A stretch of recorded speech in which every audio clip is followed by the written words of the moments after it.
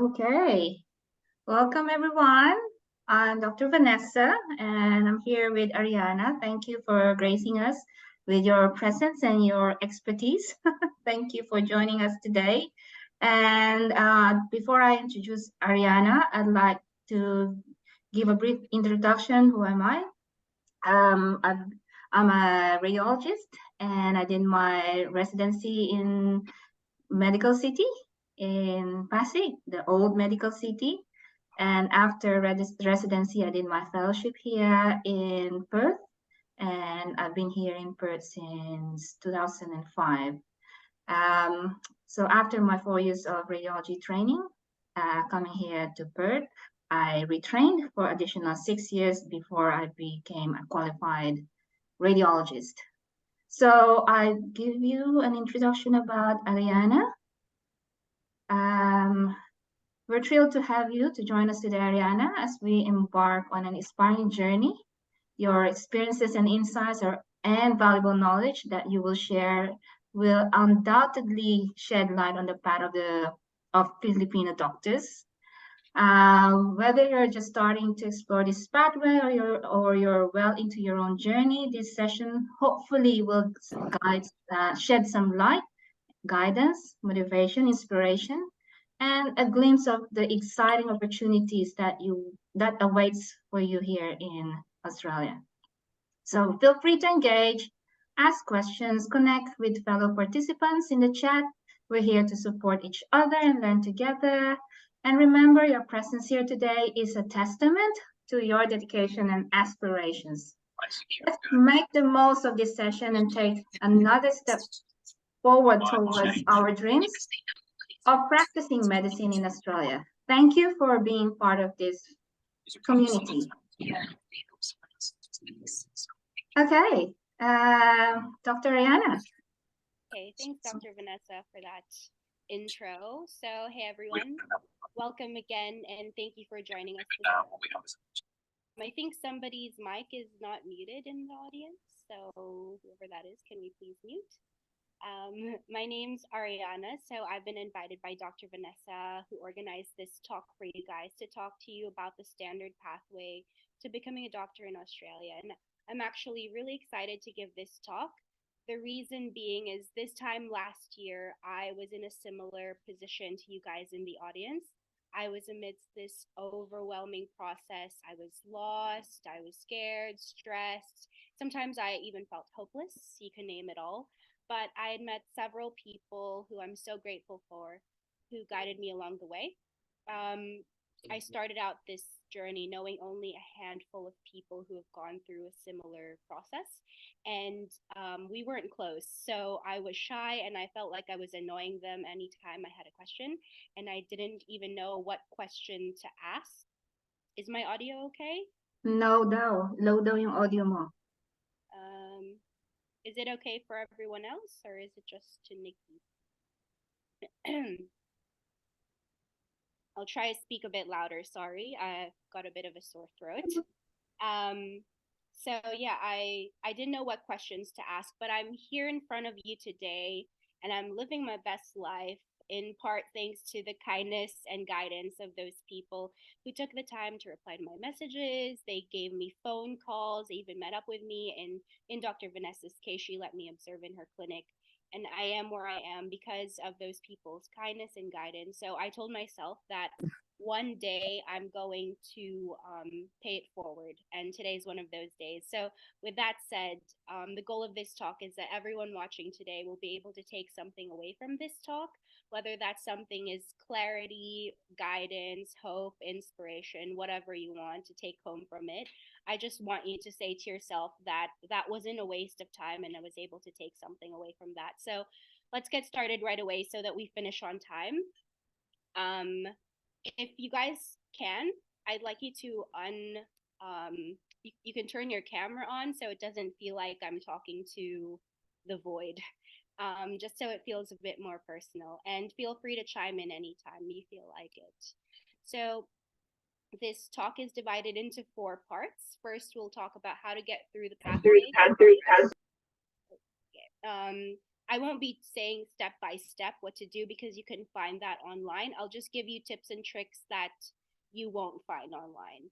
And then we'll go through what you can expect as an RMO in Australia and what's expected of you. Then, if we have time, I will answer frequently asked questions. And if we have time, we'll do a question and answer portion. So let's go right into it. Before I move on, actually, I want to clarify what I will not be talking about. So I won't be talking about competent pathway or specialist pathway. If you have questions about that, you can direct it to Dr. Vanessa or somebody else. I know very little about it. And also immigration and visa, anything that about that, I wouldn't know how to answer that because I didn't have to worry about my visa getting here. So a bit of a background about myself. I like to do this to be a bit more relatable. I graduated from USD batch 2020 not too long ago. I like to tell myself and other people. And then I did my internship in MMC in 2021, did my PLE that same year at the peak of COVID, which was a traumatic experience, but a humbling one at that. And then I did ER and hospital moonlighting. I'll tell you why I chose to do that later on. And then I started to take the steps towards practicing as a doctor here. This isn't a paid advertisement, but if Doc is in the audience, I'm open to negotiation. So I prepared for my AMC1 with a Philippine-based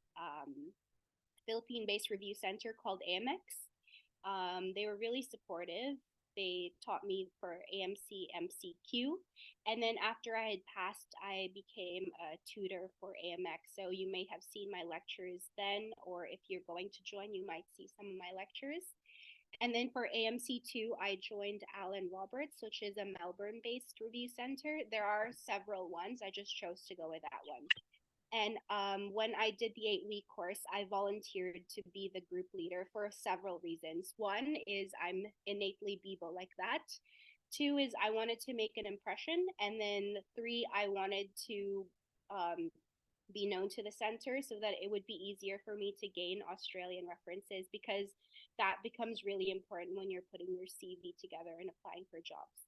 Then 2 days after I passed my AMC2, they invited me to become a tutor and a mock examiner for them.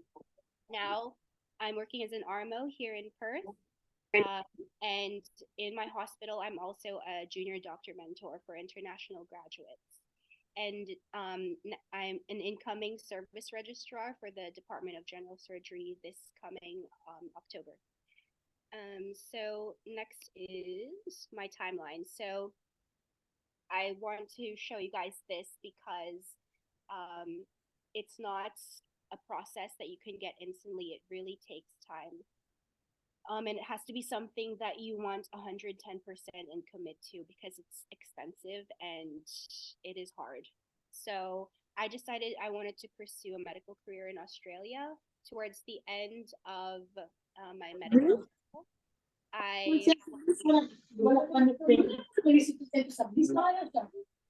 Naka-receive ko na ako sa Okay. So I was preparing for my in oral progress. and instead of actually studying, somebody unmuted or am I echoing? Is it okay now?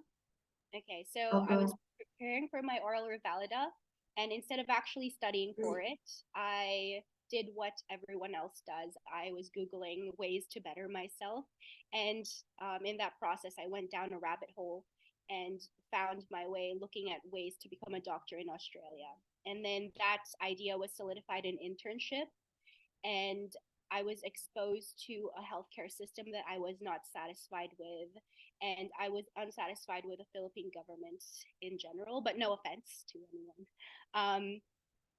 It was just magnified under COVID, so it made me sure that I really wanted to go to Australia. So I took my PLE in 2021 with the intent that the material I was going to study is something I will use for my AMC.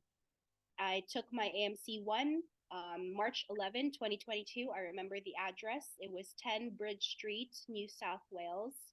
I walked to that place like with jitters. I was so nervous, and I walked out of there thinking, I'm glad it's over, but I don't know how well I did. Luckily, I got my results 4 weeks after and I passed. I tried to apply for jobs, and since I was already in Australia, I wanted to make my gap really small. But unfortunately, I didn't have any luck. So I knew my chances would only be greater at getting a job if I passed my AMC2. So I booked my exam and then I started preparing for it. I took it August 10, 2022. It was arguably the hardest exam I've ever taken in my life, and I'd never been so nervous sitting an exam. Like sometimes you're nervous when you start the exam and then it goes away when you start focusing. But this one, like my tummy was rumbling. I didn't know what was going on. I've never been like that before. But after getting the passing email saying that you'd passed, the relief and joy was unexplainable. And these are the screenshots on the screen that you get when you pass your exam. And it still gives me goosebumps up to this day. And then I went on to all the job application process, got my APRA registration in January. So you can see it does take a while. Luckily, I didn't have too many setbacks in the journey, but I eventually got there. So I'll show you guys the hurdles you have to overcome. So if we have people in the audience who are still medical students, the first step is having a medical degree. If you go on the AMC website, they have a directory of medical schools that they think are qualified. So those are the universities that have completed the ECFMG requirements. And most schools in Metro Manila are on that list. If your school isn't, you're going to have to talk to your school because they will have to apply for it. I'm not sure how long it takes, but that's something for them to figure out. Next is intern year. So it counts as 1 year of post-grad experience. Clerkship does not count because you still haven't graduated. So clerkship doesn't count, but intern year does. Some of you may want to get out of the Philippines right now, like right away, skip internship there, do internship here. But unfortunately, the number of intern slots in Australia are exact for the number of local graduating medical students. They do have several slots for international students who come from universities who are affiliated. For example, Monash University in Malaysia are affiliated with Monash University here, so their med students are able to do internship in hospitals here. But I'm not saying it's impossible to do internship here. It's just rare to come by. So if you want to have a smooth journey, I suggest just completing internship in the Philippines while you're there. And for my younger audience, I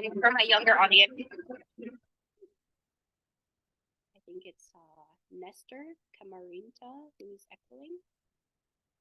So for my younger audience who are still in med school or are still in internship now, I'd like to tell you to maximize your internship. Like take this opportunity to make the most out of it, because I work with a lot of interns here and they're so impressive. They're so competent, confident, they're so proactive.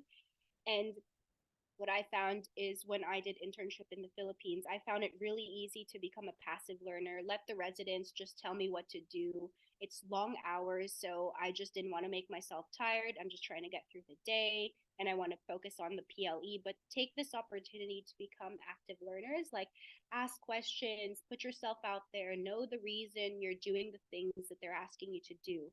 Get involved with procedures. I'll talk about what kind of procedures RMOs are expected to do. And I know in the Philippines, we don't do the cannulas, we don't take bloods, but here you're going to have to. So take this time to learn how to do procedures. And ask your residents if you can observe or assist if you're not allowed to do them. And apart from hard skills and knowledge, it's also really important to work on your soft skills, because these things are just as important. It won't matter if you know all the tables from Harrison's or all the rate limiting steps in metabolism, blah, blah, blah. If you can't communicate with your patients or with your workmates, it won't matter. And if you can't work efficiently, if you can't manage your time wisely, it won't matter. And if you know all the drugs for resuscitation, all their half-lives and stuff, will that really matter if you don't know how to lead the code? So soft skills are really important as well. Next is the PLE. So this is a hot topic I've seen in the group chat lately. A lot of people are asking, can I just not take the PLE? It's not required for the exam. Yeah, it's not required for the exam, but it will be required for the job offer and for APRA. So you will eventually need to get it anyways. So I suggest getting it out of the way. Employers are looking for experience. And how will you get experience in the Philippines if you don't have a license? And APRA will ask for good moral certificate. They'll ask for PRC to send stuff over directly to them. So what's PRC going to send if you didn't take your PLE? For those who are still studying for the PLE now, I suggest study it with intent because it's good to have the basic knowledge um, in your head when you're unsure of what to answer in the AMC. It's good to have an informed guess, basically, and take it with your batchmates. Take it while the information is still fresh in your head. Even if you don't care much about practicing in the Philippines, it's still good to do, and you will need it. And for my international students, as of this year, you are allowed to apply for the PLE, so just do it. Next is the AMC 1. So we're getting to the actual AMC journey. I won't tell you like how to set up a profile, how to do a portfolio. You can find all that information on the website. I'm just going to tell you the tips. So a lot of people ask like, how do you pass the exam? I like to ask the opposite because the answer to that question is you just prepare well, you study for it, and you'll pass.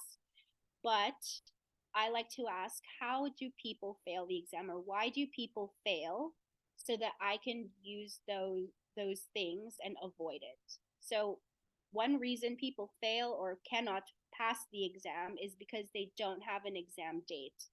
You can't pass the exam if you don't sit the exam. So don't procrastinate and don't talk yourself out of it, because I know a lot of people who want to practice here, but they say, oh, I'll schedule my exam when I'm ready for it. The hard truth is you're never going to feel ready for it. And these exam dates are now harder and harder to come by. So if you're given an opportunity to book the exam, just do it. Set the dates and then study for it, because it's also really easy to say I'll do the exam when I'm ready, and then you become complacent, you study slowly, you don't have that momentum. So just book the exam and then prepare for it. Next reason why people fail is they're using guidelines from their own country. So I have med school notes that I am very, very familiar with. I know what color highlighter I use. I know what my handwriting looked like. I know what part of the paper I wrote that specific note in. But unfortunately, our med schools, at least in USD, taught us American-based guidelines. Our textbooks that we used in med school are from America. Your exam is going to use Australian-based guidelines, and unfortunately, they don't match all the time. So don't overwhelm yourself with too much material. Use Australian-based guidelines and use your own notes. Also, do practice questions. So there are handbooks. I'll show you guys the references later. That's what I went through. And samplex wisely. Don't just memorize a question and then memorize the answer that goes with it. What I noticed is when they ask a question, they like to focus on certain topics and they repeat those topics exam after exam, but they just change the question around it. Sometimes they may ask about the diagnosis, sometimes they may ask about treatment, sometimes they may ask about something else, but it's always the same topic. So samplex wisely. And the questions in this exam, for those who haven't taken the AMC one yet, they're all clinical based and they're all critical thinking. So it's not like our PLE that asks you like, what is the most common type of histology seen in this cancer? Here they'll give you a whole paragraph and it's clinical based, it's critical thinking. So you have to samplex wisely. So for the prep time, this differs per person. I personally took 2 months. So I took 1 month studying while working, and then I flew to Sydney. I studied for a whole month and at the same time exploring Australia. But this studying isn't like studying for the PLE. When I studied for the PLE, I studied 16 hours a day. And for this one, I was studying maybe about 2 to 3 to 4 hours a day. Closer to the exam, obviously you study a bit longer. But yeah. So these are the references I used. So the guy in the picture is John Murta. If you are in the pathway, you will know him. He is an icon, he is a legend, and he is the moment. So this is John Murta here. He wrote the John Murta General Practice Handbook, and it's the Bible for all IMGs. I didn't read it front to back. I didn't memorize it. I used it as a reference. So if I was unsure of something, I would go to that book and then flip through it. And then the next two handbooks are what I read front to back about 3 times each. These are the practice questions that are published by the AMC. So that's really important to go through. Study the topic, not the question. The Anthology of Medical Questions, Medical Conditions has pictures. Same with DermNet New Zealand. So these are two good ones because this is a computer-based exam. It's not like med school where they won't print pictures because it will cost a lot to print pictures. This is a computer-based exam, so they're going to give you pictures of radiology, of dermatologic conditions. They might show physical exam findings and graphs. So you have to be familiar with the pictures. The funny thing is they only have the copyright to several pictures and they come from these two references. So the Anthology and DermNet. Because if they take it off of Google, they have to pay for it, right? So they get it from these websites. Next is for guidelines. So RACGP for general medicine, RCH for peds, and RANSCOG for obs and gynae. So you can go on their website. It's free. You can just type up what the condition you're looking for is, and it'll show you there.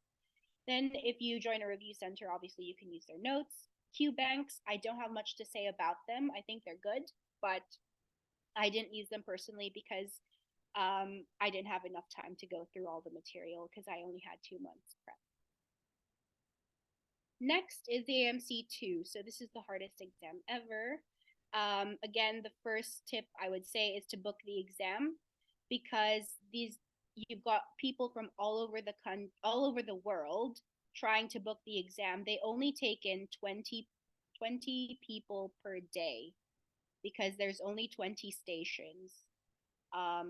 So they may take in more if you're doing an online exam at the same time. But the exam dates are limited, so book the exam date if you can.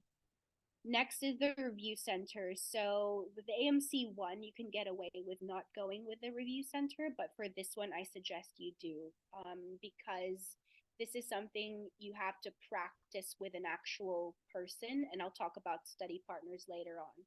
So there are different ones available. I went with Alan Roberts. There's also ARMC, I think it's what it's called, in New South Wales. There's HEAL. There's lots of them. So just look for one that matches your schedule and your budget.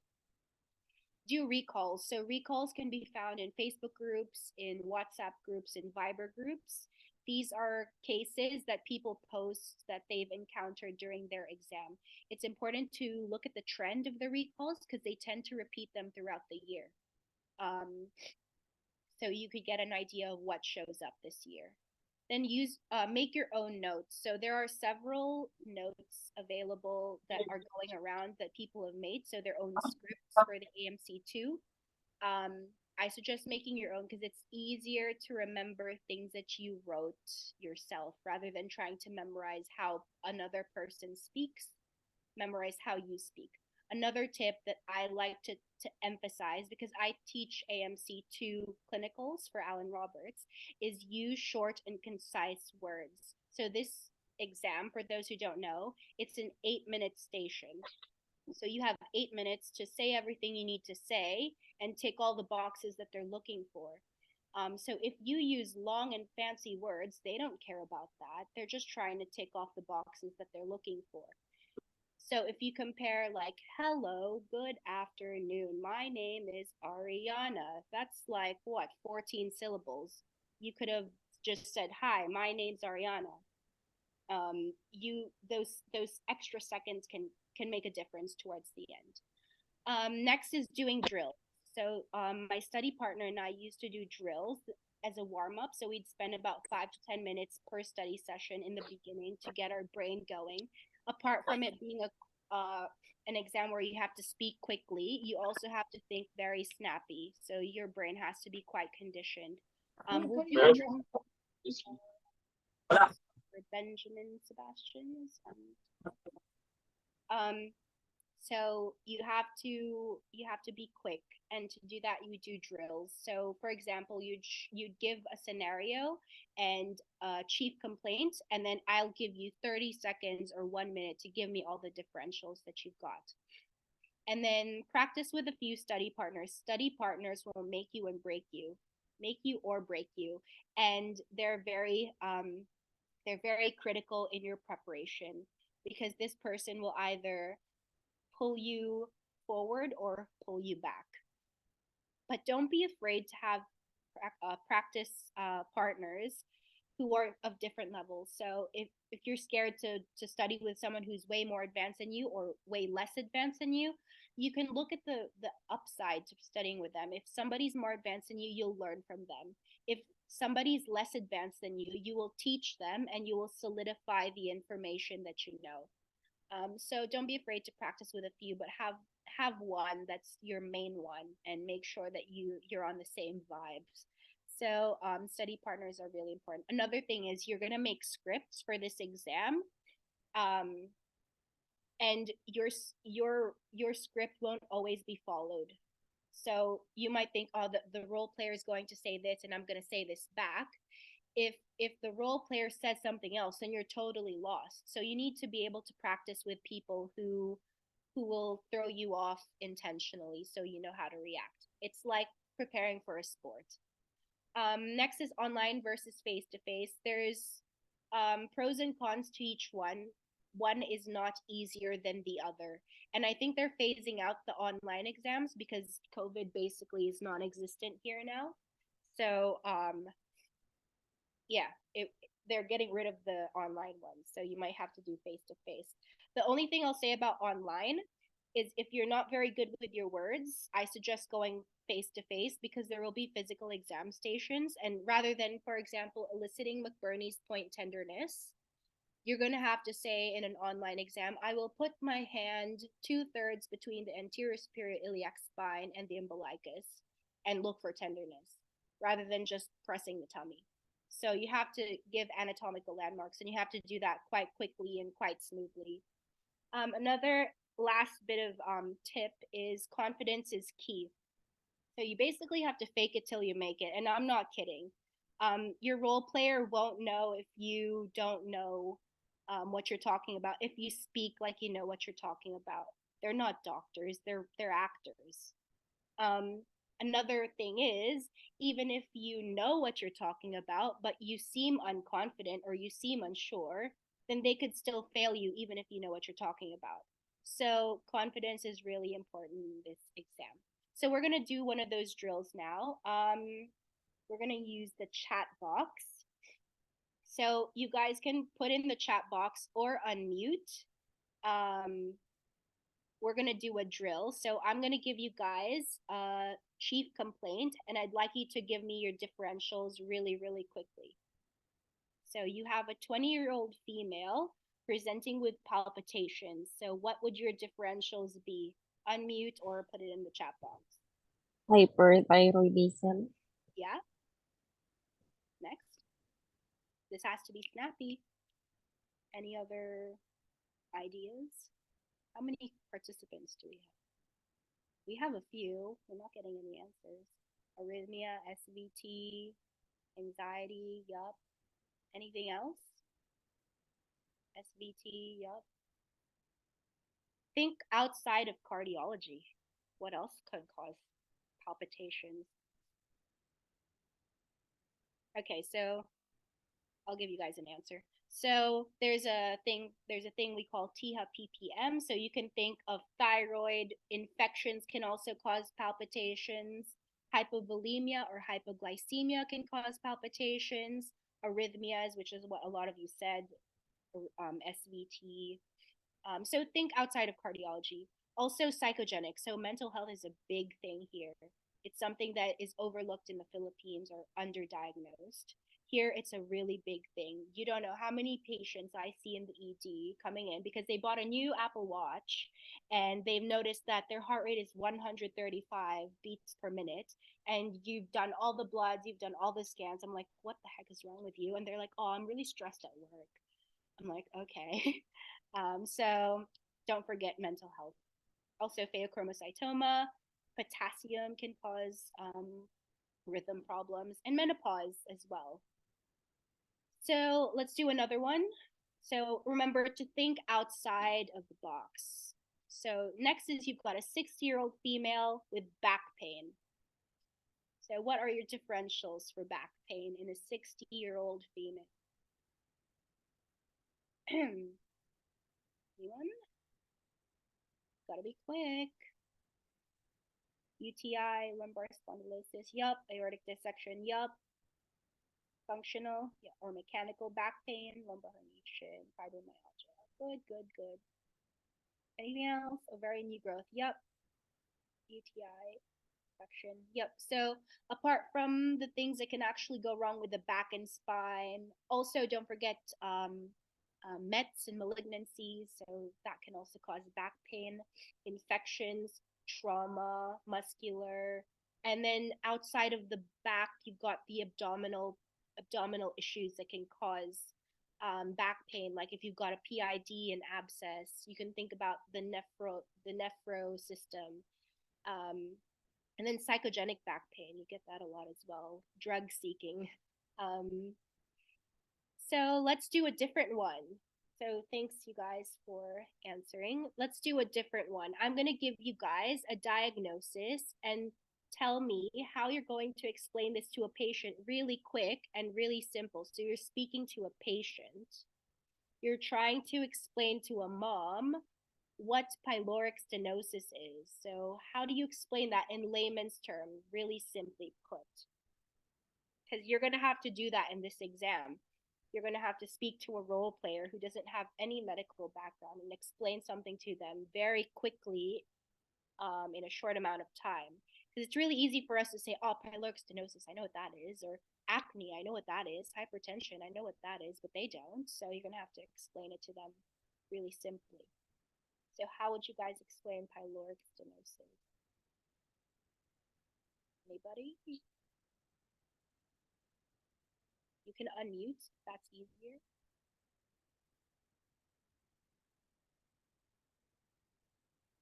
Anyone want to give it a crack?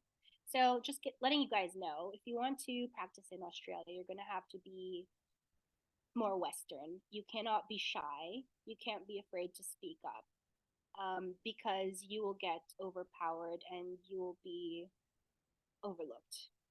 The narrowing in the part of the stomach, blockage of exit. Yup, good, good, good. Okay, so this is my way of explaining it. So you have to say how it goes normally first. So food normally goes from the stomach to the small bowel via an opening called the pylorus. They don't know what a pylorus is. Pyloric stenosis happens when the muscles around the pylorus become bigger and squeeze the opening, causing it to become narrow. This makes it hard for food to empty out of the stomach into the bowel, so it's often vomited out. So that's how we explain it when I teach people how to do the MC. So those are the kind of drills that you have to do, and those are the kind of scripts you have to make. Another tip is to draw. It's really easy to draw, make it easier for patients to understand.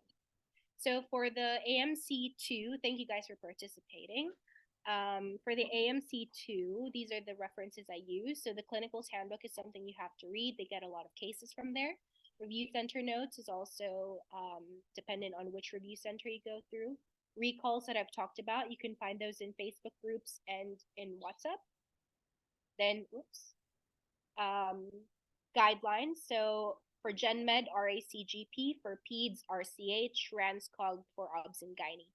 Ways to explain things in layman's term, you can find on Better Health Victoria. That's a website. It's free. It's usually what we give to patients for information sheets. So it's simple, easy ways to explain things and conditions to patients in a way they'd understand. For physical exams, I like to use Geeky Medics. And then again, use your own notes. Next, we'll fly by through the rest of it quite quickly. Job applications, you can apply several ways. You can go through campaigns, which are organized per state, or you can go through job ads like through Seek and Indeed. To apply, you should check your eligibility. So the keywords you have to look for is you're eligible for registration, because sometimes they're looking for somebody who's already registered.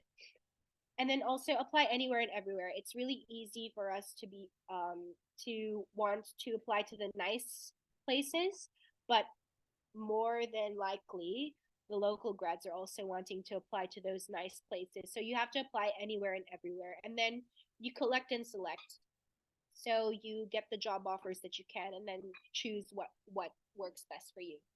The CV is important, so it should be in APRA format. You can find that in the website. Try to limit it to less than 2 pages. Use only relevant information. I know we want to make an impression. We want to make ourselves look good. You may want to put like best group SGD or a Mr. Miss Urology pageant winner. They don't care about that stuff. So just use the relevant information on there. And don't use funny fonts or colors and photos. They like it boring. So just Times New Roman black, don't put a picture. And it's really important to have Australian references, because they actually call these people, or they give them a form to fill out. They take feedback very seriously. It's not like when I at least used to do it in the Philippines. I would just put whoever I was close to, and they had a good title, and that was that. Here, they actually want to get feedback from them. So make sure it's somebody that you know and who knows you and can give good feedback about your performance. And make sure it's somebody they can call. So at least have 2 Australian references. Then do practice interview questions. So the interview is like a mini AMC. It's 10 to 15 minutes. So they don't ask like pageant questions like tell me about yourself or why should we hire you. They ask clinical questions like if a patient fell in the ward, what would you do? Or if a patient came into the ED with chest pain, what are your next steps? Or if your junior messed up, what would you do? They're all clinical based. Then APRA, so a lot of you may know you need to get a job offer first before you can apply for APRA. This process takes 1 to 6 months depending on what time of the year it is. If they're more busy, it takes longer. If they're less busy, it's quicker, obviously. And the PRC documents that you'll need to submit, you don't need to go to PRC and take it and then submit it. They want it directly sent from PRC to APRA. And when I did it, there was an option on the Laris webpage on PRC to do that. And then don't be afraid to follow up. If you think it's taking longer than normal, um, ask them what's wrong, because I was noticing mine was taking really long, and apparently I called and they said that the person who was handling my case had left their job. So my case was sitting there unassigned to anyone for who knows how long, and it wasn't being touched. So don't be afraid to follow up. So you did it, you're an RMO, you're finally registered. What can you expect? So this is a map of Australia. Most people, when they think of Australia, they think of the big cities like Sydney or Melbourne. Um, there are actually 6 states and 2 territories in Australia, for those who don't know. And no, Sydney is not the capital of Australia, it's actually Canberra. An analogy that I'll quickly give for outsiders that makes sense is Sydney and Melbourne are sisters. So Sydney is the pretty sister. It's got the Harbour Bridge, it's got the Opera House, it's got Bondi Beach. So it's so pretty that it didn't really need to work on its personality. So it's coffee, it's food, it's bars, average. Melbourne, on the other hand, is the less pretty sister. So she's a bit less aesthetic. It's still got a body of water there somewhere. You have to squint a bit to find the beauty in it. But because it wasn't as pretty, it had to work on its personality. So it's better coffee, better food, better bars. It's the culture and fashion center of Australia. So that's how they like to compare Sydney and Melbourne. Adelaide is the posh aunt that likes to drink wine. Brisbane is the aunt that gives you the beers when your mom and dad aren't looking. Perth, Perth, they used to say was the Pavo cousin that lived far away. But actually, Perth, if it was a girl, is the gorgeous undiscovered model, or if it's a boy, it's the golden surfer dude cousin that lives far away. Why do I say that? Because West is the best, and I think Dr. Vanessa can agree with me on this one. 200%. So um, Perth, we've got the best beaches, we've got awesome nature. We've still got a bit of a city that's good. My partner seems to think that we have the best footy team, but they're not doing so well this year. So he's going to have to defend himself on that one. Footy is something you guys will have to get used to here. It's very big. But another reason why I say West is best is because of this graph here. So this is based off of last year. But basically, if you look at it, WA compensates its junior doctors pretty well. Um, Obviously, it's higher in Australian Capital Territory and Northern Territory, but like, who wants to go there? Nobody. So if you compare it to New South Wales, Victoria, Southern Australia, Western Australia actually compensates its junior doctors pretty well. But this is based off of last year. And what is our main goal eventually is we want to become specialists, senior doctors, and consultants. And WA, according to Google, is the highest paying state for consultants and senior doctors. So, but kidding aside, with that said, what can I expect as an RMO in Australia? So you can expect to have financial security. You're very well compensated. You're working, so you're getting paid well. You're making a living basically. The figures I showed you before, that's the base rate. You will also get penalty rates depending on your roster. So if you work after hours or nights, if you're working weekends, you get paid more. Public holidays are double. If you're on call and you get called back, there are call-in rates.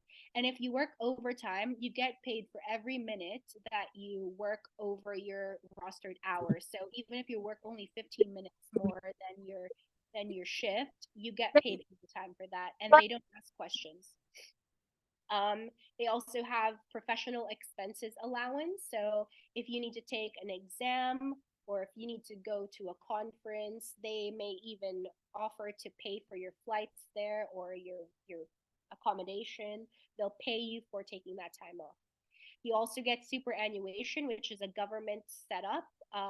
Basically, it's it obliges your employers to set aside a part of your pay to go to a fund, so it acts as kind of like an investment in the future. There's also salary packaging, which is available. So your taxable income becomes a bit smaller and you can use that money elsewhere, like on food, rent, mortgage payments, you name it. Because tax really does get you. Sometimes I think, oh, I'm going to get paid so much. And then I look at my paycheck and I'm like, oh, tax just took out like 33% of that. But, it's okay. It's still enough, more than enough, actually. Um, Another thing you can expect is a work life balance. So here, being a doctor is a job, it's not a personality. So you're not expect you can have a life outside of the hospital basically. So a work week here on average, I'm talking about the hospital, not GP or clinic life. So you work about 40 to 45 hours a week, and if you do after hour shifts, which are usually after 5 o'clock, you don't do more than four in a row. And they have a thing here called handover culture. I know we hand over in the Philippines as well, but here, handover culture means that once you hand over your patients, they're no longer yours. So they don't bother you when you're at home, they don't bother you when you're off, they don't bother you when you leave the hospital. Once you're out of there, they're the ones taking care of your patients. Unless it's really important and they can't do anything without you, they won't bother you. Another thing is you can get leaves. So you get, at least for my hospital, you get 4 weeks of paid annual leave. They won't ask you where you're going, who you're going with, what is it for, is somebody dying. You can just take that leave whenever you want. You get 2 weeks of sick leave and then 3 weeks of paid development leave. So if you need to study for AMC2, for example, you can take that leave. I had somebody message me because I was in Europe recently. Somebody messaged me asking like if I had quit my job because I'd been gone for so long. They were like, "Are you okay? Did you quit your job?" I was like, "No, I'm just on a leave." And they couldn't believe that I was on a leave for that long. So leaves are normal here. You also can expect a really good work environment. So there's no toxic hierarchy here. Here, you address your seniors on a first name basis. And it's actually weird if you say, like, oh, hey, Dr. Vanessa, like, is it okay if I go to the bathroom? Like, they would be like, just call me Vanessa and just go to the bathroom, do your thing. You're treated as a colleague. They actually have anti-bullying and anti-bullying policies and laws. So they're technically not allowed to bully you. And if somebody screams at you or harasses you, you can file a case against them. Here, seniors are keen to teach. They'd rather have you ask questions or ask for help rather than you make a mistake. When they can see in your face, like if they ask you, "Oh, can you do this procedure on that patient?" and you stand there like looking confused, they're gonna say, "Are you happy to do that? Are you okay to do that? Or would you like me to stand there with you?" Or do you need me to help you? There was a time I was really sick. I was really sick and I was missing all of my cannulas. So I had to tell my senior, oh, this patient doesn't have a cannula yet. He was like, it's okay. You're allowed to fail. Let me know whenever you have trouble. So here, seniors are very forgiving. They're keen to teach. They also give you a lot of opportunities to learn and upskill. So in my hospital, we have protected teaching time every Wednesday for an hour. All the junior doctors will leave their deck phones with their seniors, and you have to attend a teaching. So you're not bothered. You're paid for that time. If you're off on a day and you have a teaching, you get paid for it. So for example, I'm off on Wednesday and there's a teaching from 9 a.m. to 12. I still get paid even if I'm sitting at home um, listening to a lecture online, or if I have to drive to the hospital for 3 hours, I get paid for those 3 hours.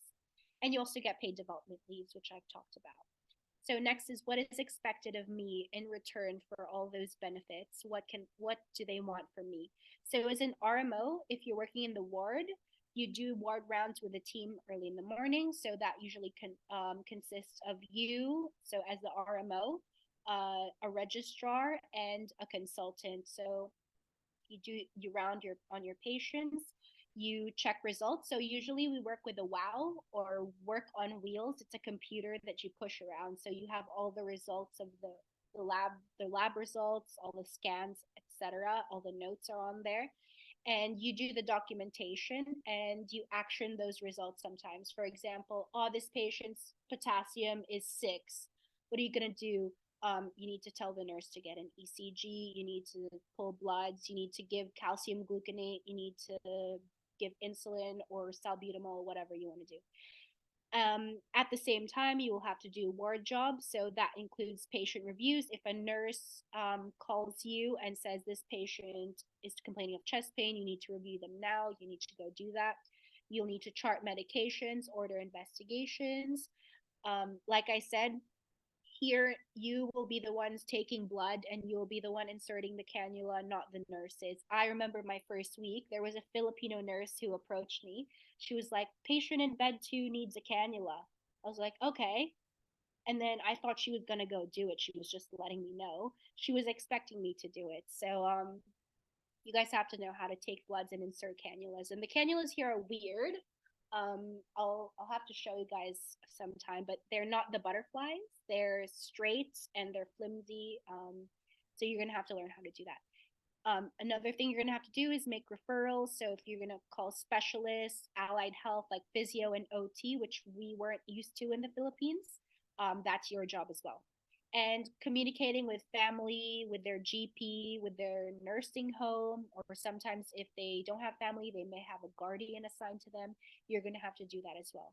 Sometimes you'll be asked to clerk admission, so you'll have to interview, do physical exam, all that stuff. To admit the patient. You're also in charge, this is the bulk of the job, doing discharge letters, referrals, organizing outpatient follow-ups and scans, and you'll also be able to attend teachings. In the ED, it's a bit different. You're the first point of contact after triage, so you'll take the history physical exam. take bloods, you may have to organize imaging, do swabs. You give initial treatment, so you're allowed to give like oxygen, the basics like pain relief and that. But then you'll have to present to your senior and get the definitive plan. You'll be asked to do procedures like venipuncture, cannulation. That could be just plain cannulation or ultrasound guided. They have ultrasounds around the wards that you can use to help you with your cannulations. You'll be asked to do VBGs and ABGs, suturings and do the dressings, castings, and slings. So you should brush up on that if you haven't done that in a while. You'll have to do disposition planning. This is usually with your seniors. So will we admit this patient? Will we send them home? Will we make them go to short stay? Or will they go wherever? Will they be transferred to a tertiary hospital? You'll do a lot of paperwork and you will also attend teaching. So we're getting to the end of it, but other differences compared to the Philippines. So there's a lot of documentation here. Even if you tried to call a relative and they didn't answer the phone, you have to document it. If you inserted a cannula, you have to document it. So they like that. Guidelines. So again, you work with the WOWs, the work on wheels. So you'll have the guidelines there in front of you all the time. So you have it's just there for guidance, but basically it leaves less room for error. So if you mess up, you're able to say, oh, I just followed the guidelines, then you're out of trouble. Another thing I noticed here is they're very quick to refer. So in the ward, for example, if you get a patient in general medicine and you notice they had a hemorrhoid, they're not going to treat that themselves. They're going to say, I'll call surgery, ask them to review it. So they're very quick to refer. Another thing is allied health. We weren't used to allied health in the Philippines. I don't think we had much in the hospitals, at least the ones that I worked in. Here they have a lot of physio, OT, dietitians, social work. ALOs are Aboriginal liaison officers. So these are people you'll have to work with. You have to know how to speak their language and know how to refer to them. Make the most out of using allied health because a lot of patients benefit from this. Another thing is silver chain. We don't have that in the Philippines, but basically these are nurses that go home to check on patients. If they have, for example, if you send home a patient with a PICC line and they need to have IV antibiotics for several weeks before taking it out, silver chain will come by, administer the antibiotics. Or if they have a catheter, silver chain will take care of them. Another thing is hospital in the home or rehab in the home, which is HIP and RIF. And TCP, transitional care facilities. Basically, the care doesn't end in the hospital. So they make sure that when they send you home, you're safe to go home. So those are differences I found in Australia as compared to the Philippines. So we'll get to frequently asked questions. So should I get a job before going to do the AMC 2? There's no right or wrong answer here.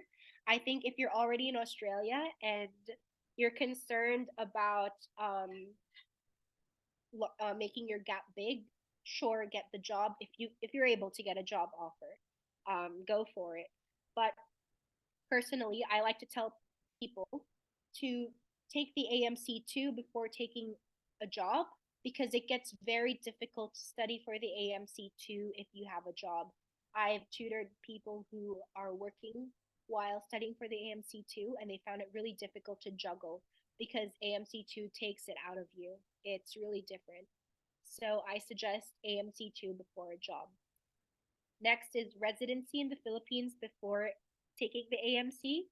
The answer to this is if you're already set in Australia, why do residency in the Philippines? Why put yourself through that trouble? They're not going to count it as equal anyways. So I think if you're going to get experience in the Philippines, it's better to moonlight.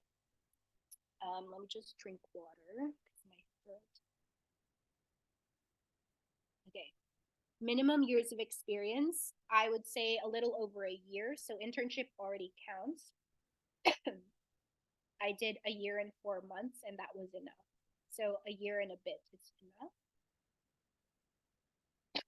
Meaningful moonlight experience. So I said earlier, I decided to do moonlighting in hospital and ER settings because they they they want an experience that's similar to theirs. So if you're moonlighting in a call center, that's going to be way different compared to a hospital in Australia. Sorry. So do something that's similar. So I suggest ER and hospital based moonlighting experience. How can I increase my chances of getting an offer apart from clinical experience? So you can teach, because teaching will let them know that you're aware of the guidelines, you're updated. Apart from that, you also have good communication skills, you have good reporting skills, you have good knowledge. So I think teaching AMC is something that can give you a better chance of getting an offer apart from clinical experience. Observerships will also help, but observerships are not counted as clinical experience. It's just an extra thing that will boost your CV, and they're expensive. So if you can afford it, go for it. Lastly is, oh, sorry, there's one more competitive training program for IMG. So a lot of people have asked me, like, I want to do this certain specialty. Is it possible for me to do that in Australia? The answer is everything is competitive. So even things like internal medicine is competitive, GP training is competitive, ED is competitive. Surgical specialties are more competitive, but like if that's something you want to do, you might as well go for what you want to do because everything's hard anyway. So go for what you want. It is possible, and a lot of people are scared about racism or they favor the local grads more. Um, there is a hint of favor, is like they do like their local grads more, but can you blame them? Because if we were in the Philippines, we'd choose our local grads over international students. So they're not racist. They do like their local grads more, but if you're competent, then they have no reason not to hire you. And then costs. So if you guys follow my Instagram, I broke down the costs for the whole process. It's around $9,200 all in all. You can follow that page if you want to see the breakdown. It is expensive. That's why I think that you should really want to do this. If you're going to go through with it, you should be really, really certain. So that's the last frequently asked question. I'm going to let you guys ask me questions now if you have any. So while we're waiting for questions, learned a lot from you today, Ariana. Thank you so much for all these tips. And I think I have a question before while we wait for the questions. If they're in the Philippines, how are they gonna get Australian references? So you can, for example, if you do a review center and they're Australian, you can use them as a reference because that's what I did. They're going to be able to say how you take history or how you do physical exam, even if they didn't watch how you work. They're able to say, oh, this person knows how to take a good history. This person can communicate well. This person is a good leader or can perform physical exam, can put slings on properly. So you can still get Australian references by joining review centers or having mentors who have observed you and can say something about you. So it's not just getting work references per se, but people who can say things about you. So prior to me working in Australia, I used my references in Alan Roberts and people who have trained me here in Australia. Oh, we got a question.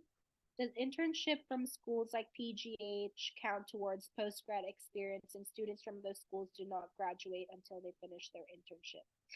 No. So internship does count. So they don't know that it's Ateneo, right? That has the 5-year course where internship is part of the course. So as long as it's internship, they count it. So if you put it there, internship, they'll count it. Does that answer your question, Brandon? Is Brandon still here? I also agree with you that once they are ready to apply for a job, yes, you should apply anywhere, Yeah. everywhere. That because that's what I did after my radiology residency. I applied for fellowship training all over the world, and including Australia, and only one answered here in Perth. Lucky me. Yeah. I applied to 5 places, got four 5 interviews, and I got 4 job offers, 3 in New South Wales, and I got 1 in WA, which is what I wanted. So I was very lucky.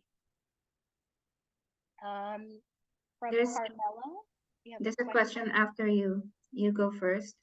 Um, is there a testing center for AMC 1 and 2 in Perth, or is it just located in Sydney?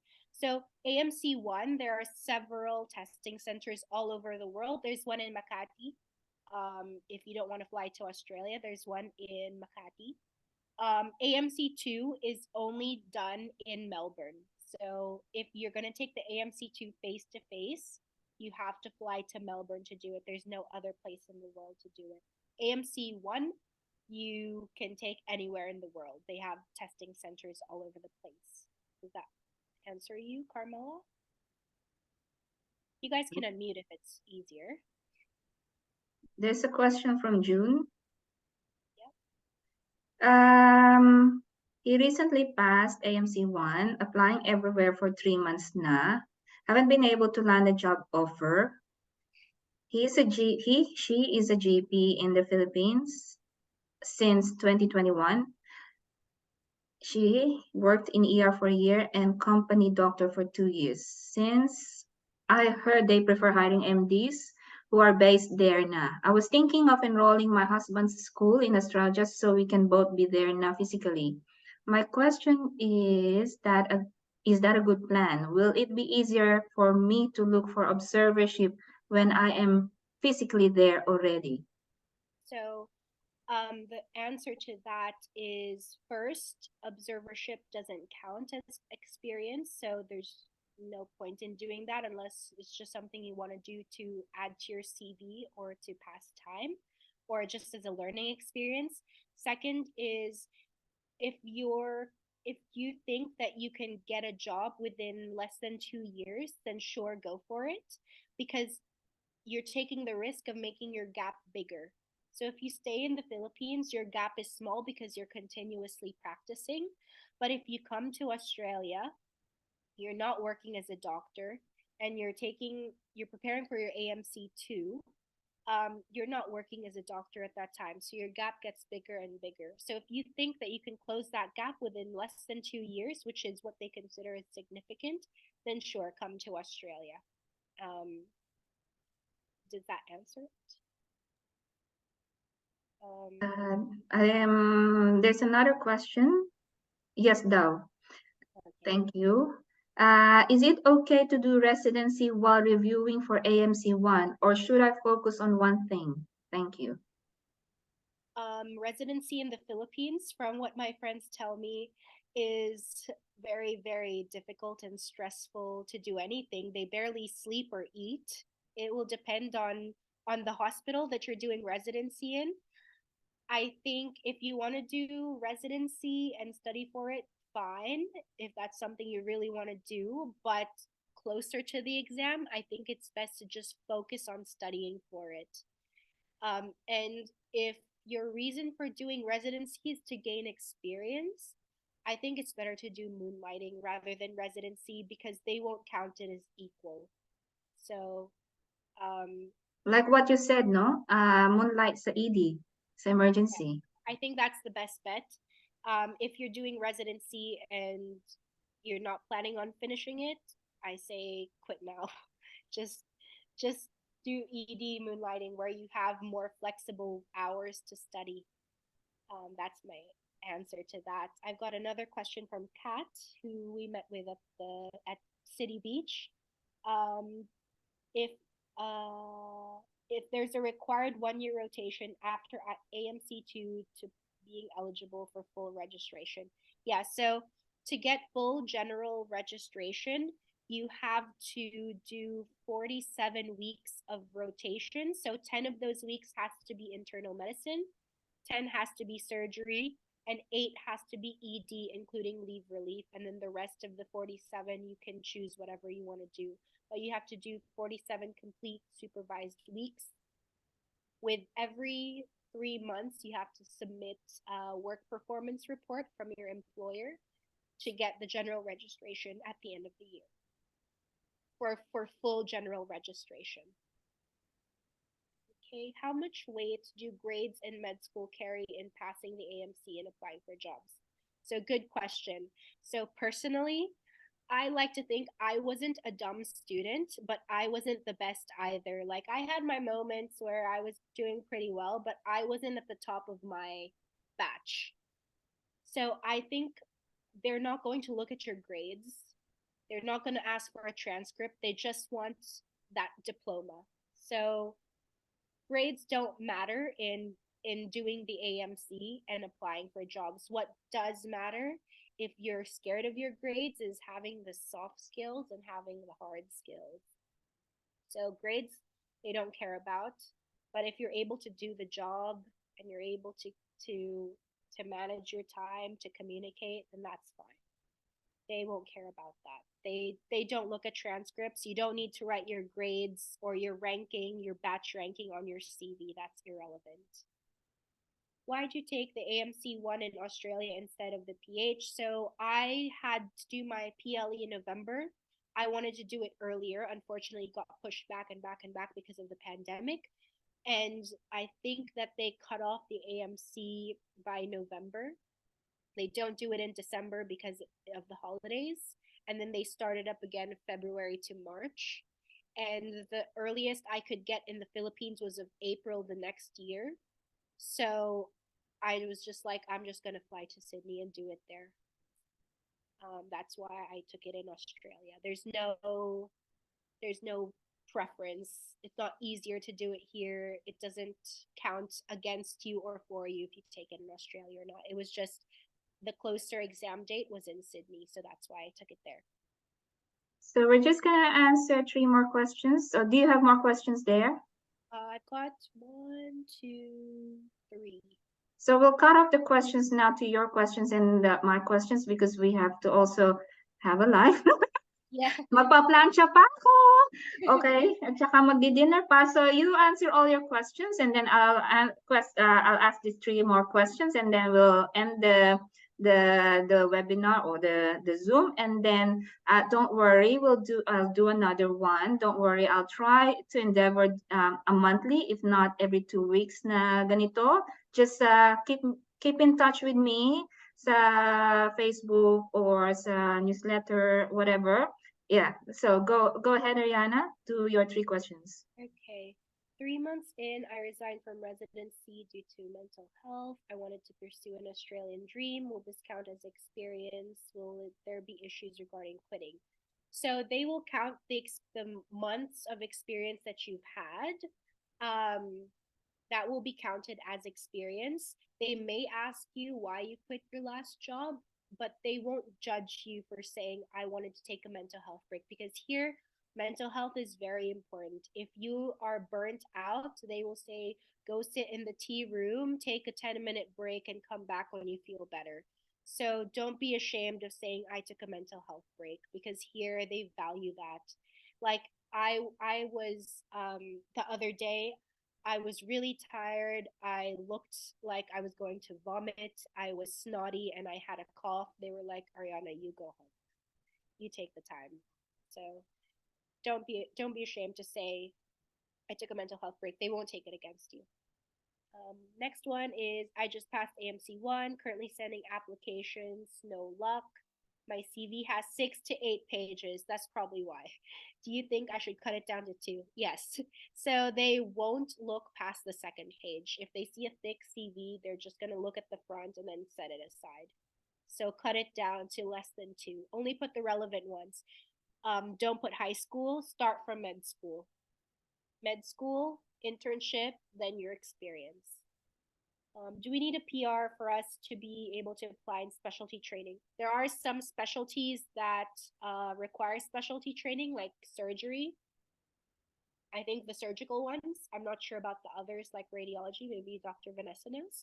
But there are some, but there are some also that don't require PR, like BPT training, basic physician training, and ED training don't require it. AMC 1 score doesn't matter. No.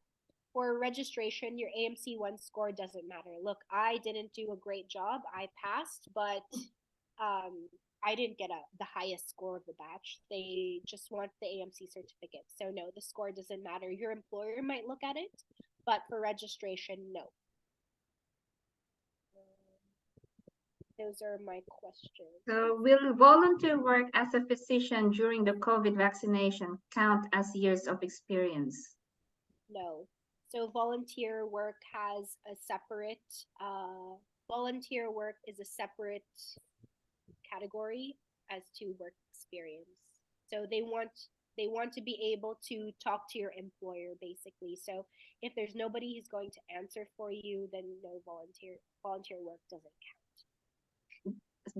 Doc, I just started working as a moonlighter in the Philippines. Is it better to take AMC 1 now or take at least 1 year experience of moonlighting first, then take AMC 1? It depends how ready you are. So if, for example, you're just moonlighting to save money for the whole journey, then sure, take your time. Um, it's up to you. It depends on the circumstances of your personal life.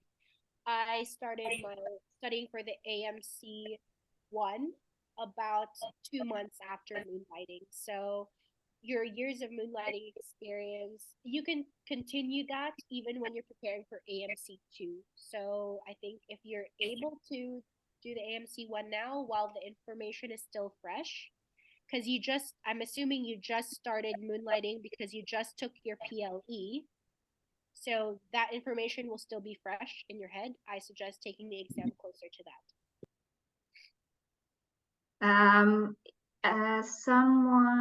I have another question. Is being physically present in Australia with a working visa through my husband, will it make it easier for me to look for a job there? And should I invest my time, money in taking AMC2 instead?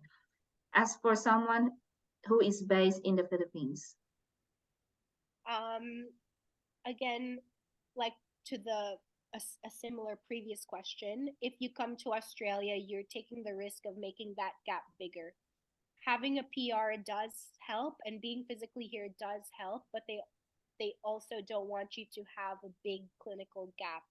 So if you think you can get a job and get through AMC2 within less than 2 years, then sure, go for it. That's my answer for that. Or do the AMC1 tutoring, or what is Yeah. it yung ginagawa mo? Yes, you can do tutoring, but it doesn't count as clinical experience. So it just makes your background look nicer because you are still relevant, but it's not clinical experience. So your gap will still enlarge if you're here and you're not practicing. So last question now before we say goodbye. What's your opinion on AMC2 online versus face-to-face? So I mentioned that before. There's no right or wrong answer. AMC face to face, pros and cons. So pros for face to face is you can make rapport with the patient. If you get a really nice examiner, they might pass you because you were able to maintain a good rapport with the patient. Another pro is for physical exams, you can just perform it rather than say anatomical landmarks and you fumble your words, it takes long, you're not able to do it all. Con of face to face is you have to physically fly to Melbourne, so that's an expense.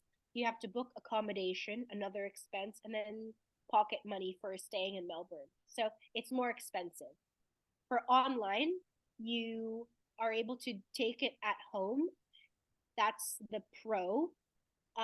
it's not easier than the face-to-face because you're not able to build rapport with the role player because you're just like this.